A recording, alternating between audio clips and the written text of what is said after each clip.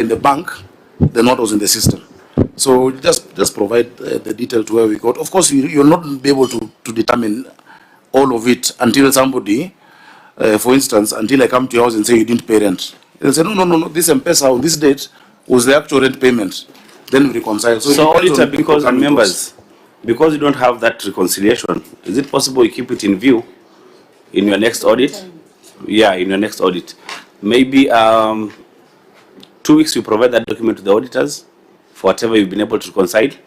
14 days. That's okay. You want to ask something, Dr. Legwe? Governor, for how long will you rely on manual extraction of bank balances to reconcile your statements? What do you mean by manual extraction? Your system does not reconcile. It does. It doesn't. It does. The system I know does. It does. The auditor has pointed out that, however, the system lacks full functionality to generate accurate, comprehensive, and reliable revenue reports. Consequently, the county relies on manual extraction and analysis of revenue from bank statements. No. Maybe let me ask the receiver of revenue to explain. Tell us.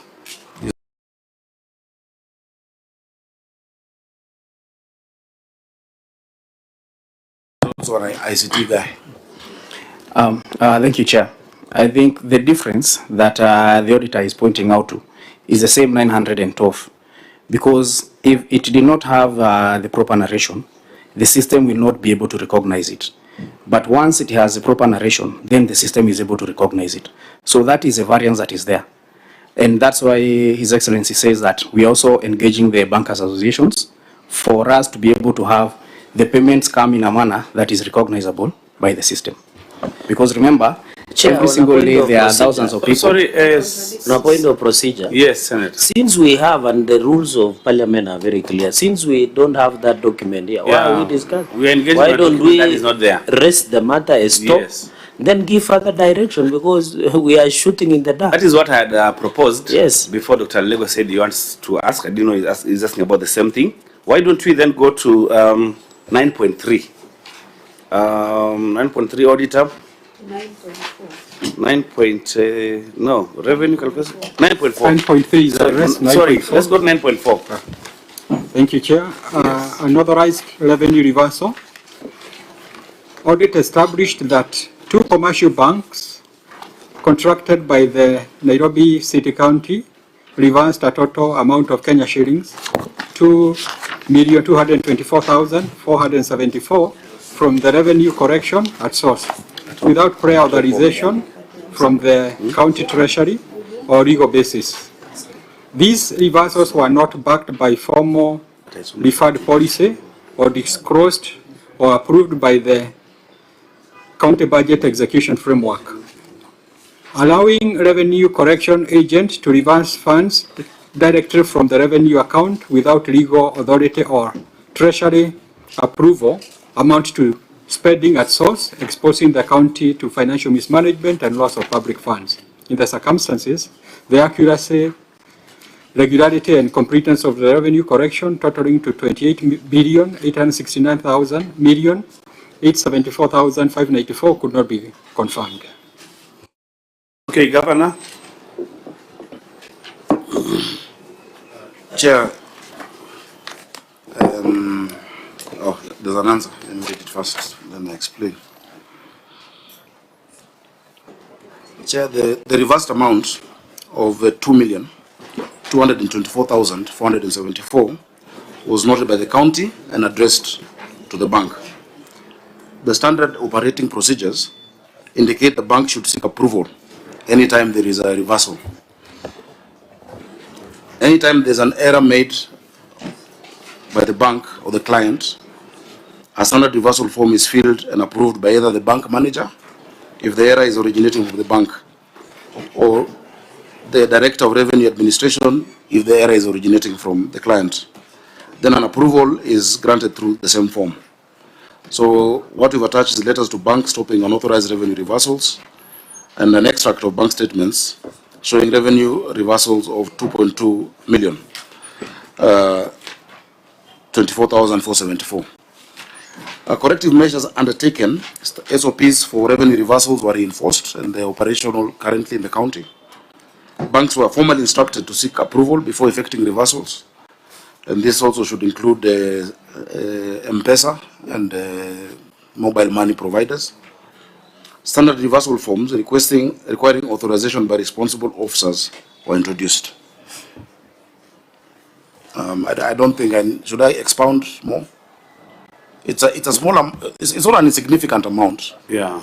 Out of 13.8 billion, this is 0.016%.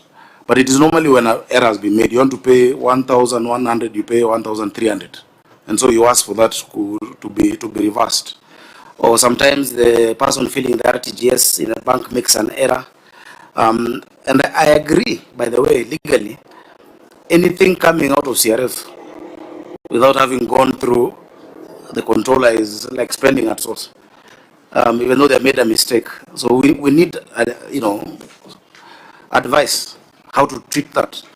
When a Kenyan makes a mistake in the M-Pesa and sends us 25,000 instead of 2,500, then applies for reversal from Safaricom, and Safaricom okays it. Because also we are paid through a pay bill number for M-Pesa 6060047. So that is the challenge that this is trying to look at. Auditor can advise us how to address it. I think whatever governor has explained is okay, the action you have taken. What we did not get is the evidence it has been reversed. I think the supporting that it has not been reversed. There is a communication to the bank between the two entities, but no evidence of reversal is what is lacking. So do we mark that issue as addressed? Yes, we can follow up during the current year audit to provide Let's the keep evidence it in of the view. reversal. Okay. Yes. Thank you. Just keep it in view.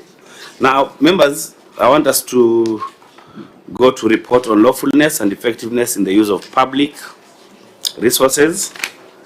And the first issue we can look at under this category is paragraph 6, non-compliance with legal requirement to conduct data protection impact assessment.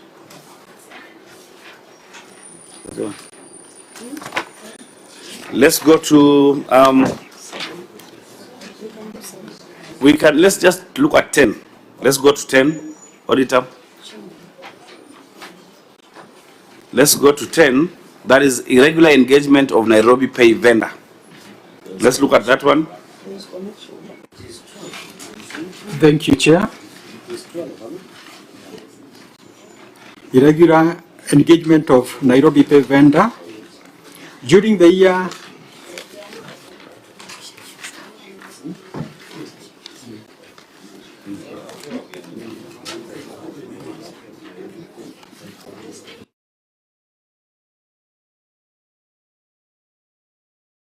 Okay, auditor, let's start with number 7, please, because all of them are related.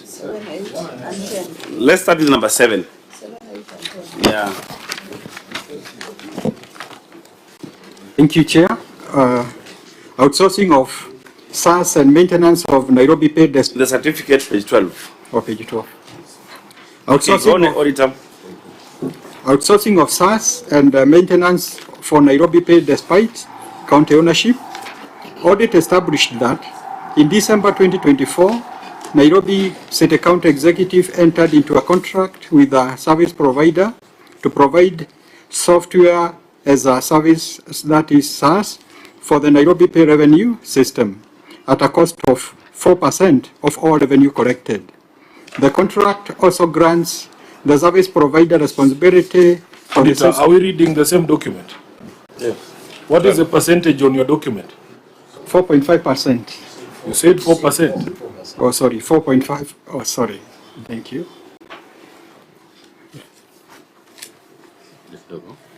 Go on, auditor. Thank you. Let me repeat, sorry. Audit established that in December 2024, Nairobi City County Executive entered into a contract with a service provider to provide software as a service, into brackets SaaS, for the Nairobi Pay revenue system at a cost of 4.5% of all revenue collected. The contract also grants the service provider responsibility for the system support and maintenance. However, audit review confirmed that Nairobi Pay is already owned by the county, raising concern over the justification for outsourcing its hosting and management function. Based on the county average revenue correction of Kenya shillings 1 billion per month, the estimated cost payable to the service provider under this arrangement amount to Kenya shillings 540 billion annually. Over the 5 years, the 540 million annually. Senator Ambua? He's saying 540 billion. Sorry, 540 millions. 540 million annually. Over the 5 years contract period, the total estimated cost payable to the service provider amounts to Kenya shillings 2.7 billion. No evidence was provided of cost-benefit analysis, technical limitation, or capacity constraint that would necessitate the outsourcing. In addition, no competitive procurement documents were provided, and the service agreement lacked clear justification for relinquishing operational control over the county-owned system. In the circumstances, the outsourcing SaaS and maintenance of the system. Members, we are proposing we do all the paragraphs because they seem related up to 10. Then we ask questions. Just 7, 8, 10. 7, 8 and 10. 7, 8, and 10. We leave out 9. Okay. So let's go to 8. Auditor. We get the responses from the... Yes. They are interrelated. And then the governor responds, then we ask questions. Just mark your questions. Thank you, Chair. Underutilization of Nairobi County Tier 1 server room due to outsourced hosting of revenue system.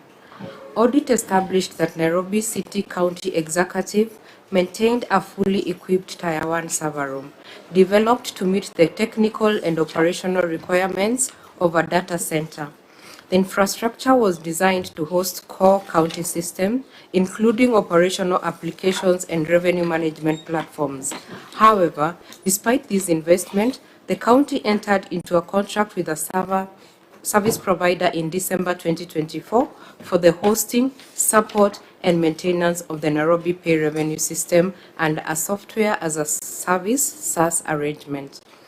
Audit could not establish that a cost-benefit analysis or feasibility study was conducted to justify the outsourcing decision, nor was there evidence that the county executive's own data center had been assessed for readiness to support the system.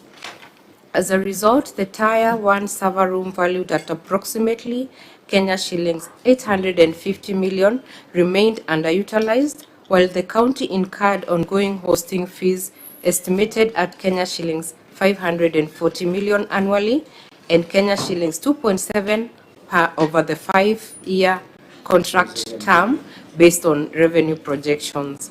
In the circumstances, outsourcing system hosting to an external vendor while maintaining an idle or underutilized in-house server room led to wastage of public investment, inefficiency, and poor return on infrastructure expenditure. Thank you. 10. Go to 10. Okay, thank you. Thank you, Chair. Number 10, irregular engagement of Nairobi Pay vendor. During the year under review, Nairobi County Executive operated a revenue management system, Nairobi Pay, which was in operation since October 2022. However, the contract with the vendor was dated 16th December 2024, an indication that the county had operated without a valid contract for over 2 years with the vendor up until 16th December 2024. Further, the service level agreement defined the terms of support of the revenue system was not provided. In addition, correspondences in support of how the vendor was identified and any engagements were not provided. In the circumstances, the lack of a contract and service level agreement increased the risk that the county executive will not receive the services as contracted or have defined terms of engagement on service delivery. Thank you. Governor, you'll answer 7, 8, and 10, respectively. and then also point us to the page where your response is. I doubt we have the same document because you've jumped some queries. Just point us to where your response I also is. read the full paragraphs. Yes, please. So what was the first one? The first one is on outsourcing of SaaS and maintenance for Nairobi Pay despite county ownership.